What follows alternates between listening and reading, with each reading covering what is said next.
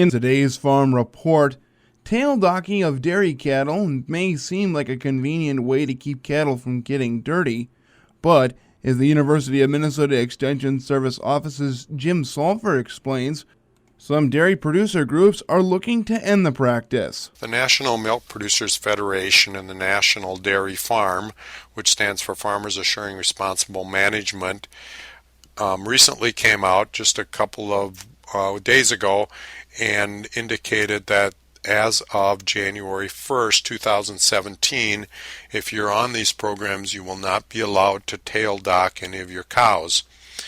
And that's really moving up. They did have it on the radar screen for a fairly long period of time, and they were thinking about implementing it sometime in like 2022, somewhere down that line.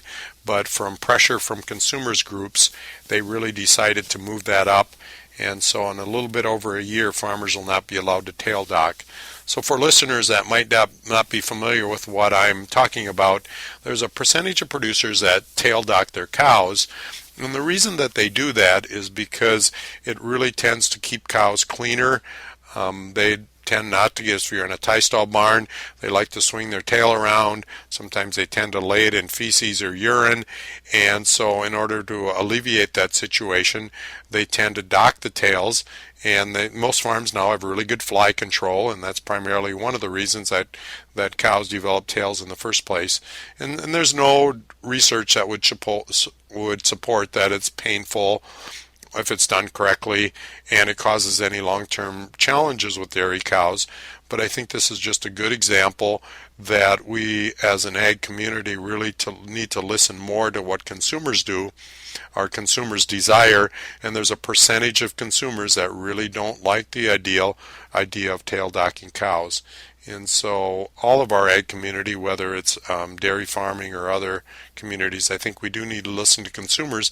And from a consumer standpoint, I think there's a message in here too, I don't necessarily related to this, but I think you really, as consumers, need to understand that all farmers of all types need to do certain management practices, whether it's for safety or whether it's to improving the health of the animals, or whether it's to make the food that we're producing lower cost for farmers or for consumers.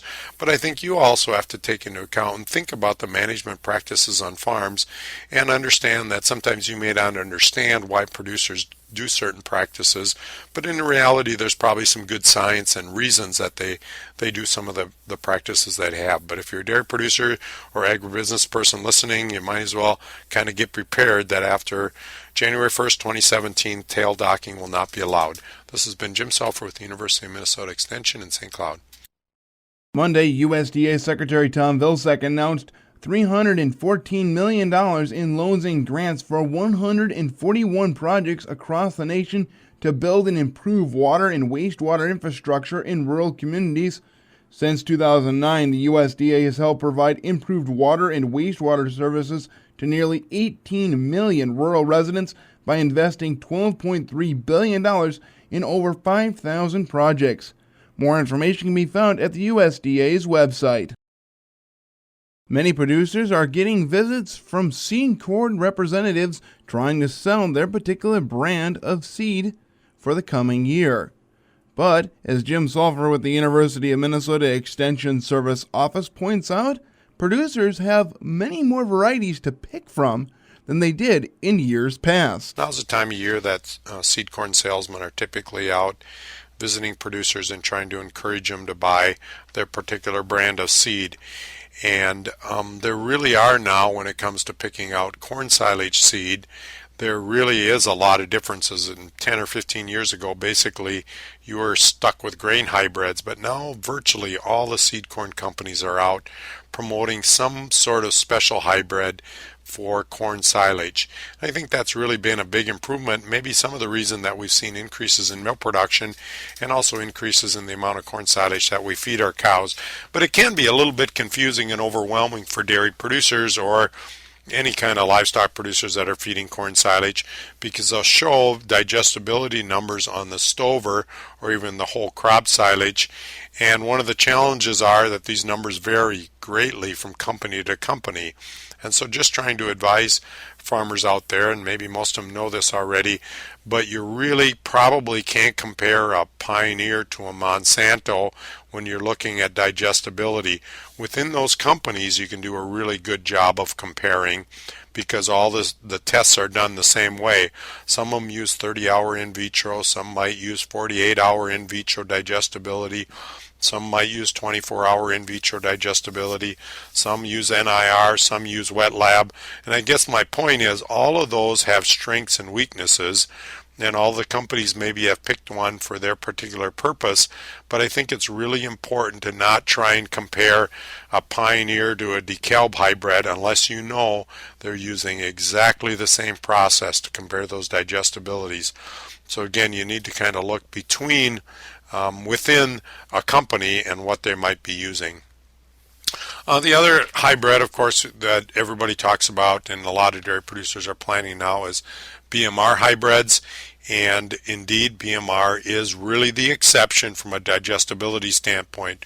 Most of the other hybrids are within a reasonably narrow range that the companies might offer. But if you really want an increase in digestibility of the stover, you should look at a BMR hybrid on your corn. But you need to visit with your nutritionist. You really need to work closely with your agronomist because typically they tend to yield a little bit lower than some of the other traditional hybrids. And that's been one of the concerns about them in the past, but they really are fixing some of that.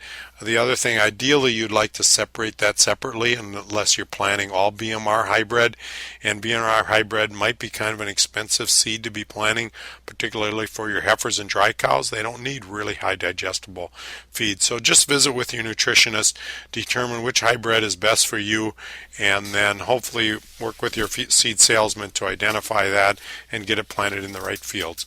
This has been Jim Salfer with the University of Minnesota Extension, St. Cloud.